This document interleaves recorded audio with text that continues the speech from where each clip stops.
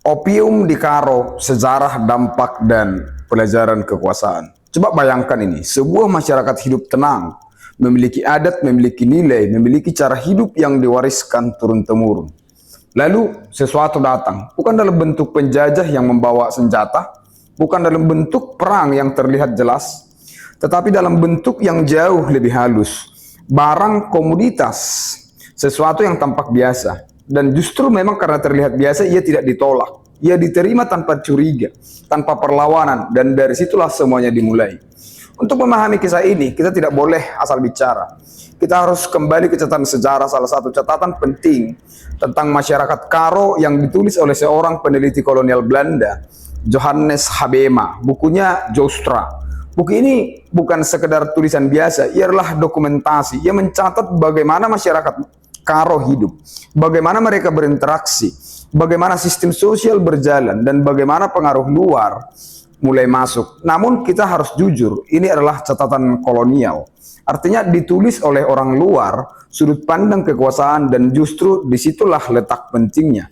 Karena dalam catatan itu, kita bisa melihat sesuatu yang mungkin tidak disadari pada saat itu, bahwa perubahan besar seringkali dimulai dari hal kecil.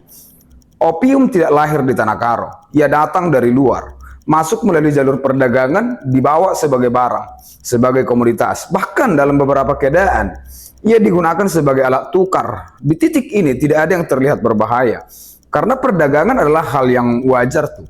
Setiap masyarakat berdagang, setiap masyarakat menerima barang dari luar. Namun masalahnya bukan pada barang itu sendiri, masalahnya adalah apa yang terjadi setelah barang itu diterima. Karena opium tidak berhenti di pasar, ia mulai bergerak lebih dalam. Dalam catatan tersebut terlihat dan kepala-kepala di sana juga terlibat dalam pendistribusian opium, dan itu adalah titik yang sangat penting. Selama sebuah barang hanya beredar di pasar, ia masih bisa dikendalikan oleh masyarakat. Namun ketika ia masuk ke dalam struktur kekuasaan, maka ia berubah. Ia tidak lagi netral, ia menjadi bagian dari sistem. Dan ketika kekuasaan ikut terlibat, penyebaran tidak lagi acak. Ia menjadi terarah, terstruktur, dan jauh lebih sulit dihentikan.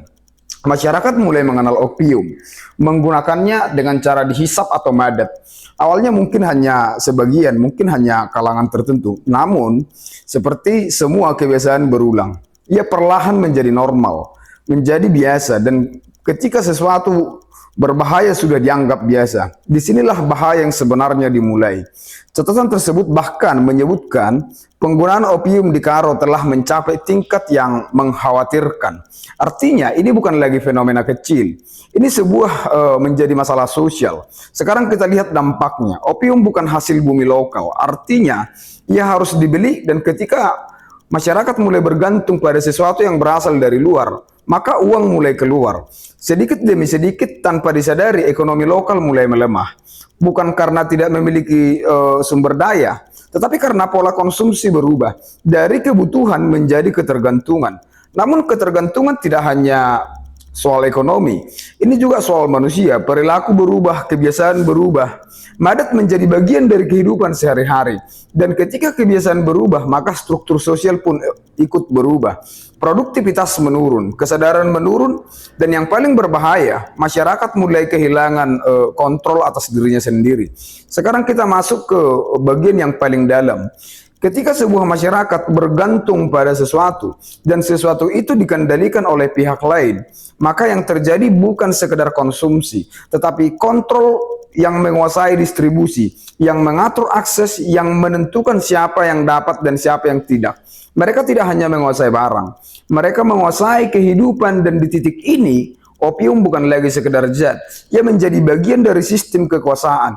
Kemudian datang fase berikutnya, bukan penghapusan, melainkan pengendalian. Pemerintah kolonial mulai masuk, mengatur, membatasi, dan puncaknya adalah ketika opium dimasukkan ke dalam sistem resmi. Opium grade tahun 1912, di sini opium tidak hilang. Ia justru dimonopoli, dikendalikan sepenuhnya.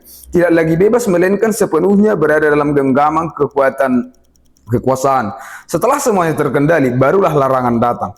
Tahun 1917, opium dilarang total di Caroline. Selesai atau setidaknya terlihat selesai. Namun, kita harus bertanya, apakah ini benar-benar solusi? Atau hanya tahap akhir dari sebuah siklus Jika kita melihat keseluruhan pada pola ini, kita akan menemukan sesuatu yang jelas. Masuk, menyebar, mengikat, dikendalikan, dilarang. Ini bukan kebetulan. Ini adalah pola. Dan pola ini tidak hanya terjadi di masa lalu.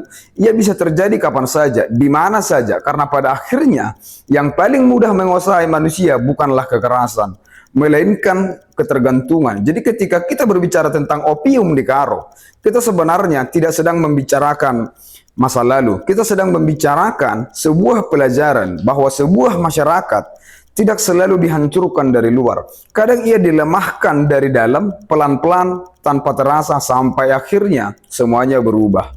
Dan saya mau buat, sejarah opium di Karo mengajarkan kita satu hal, bahwa kekuasaan yang paling kuat bukan yang memaksa, melainkan yang membuat manusia bergantung tanpa sadar. Salam dari saya, Horas.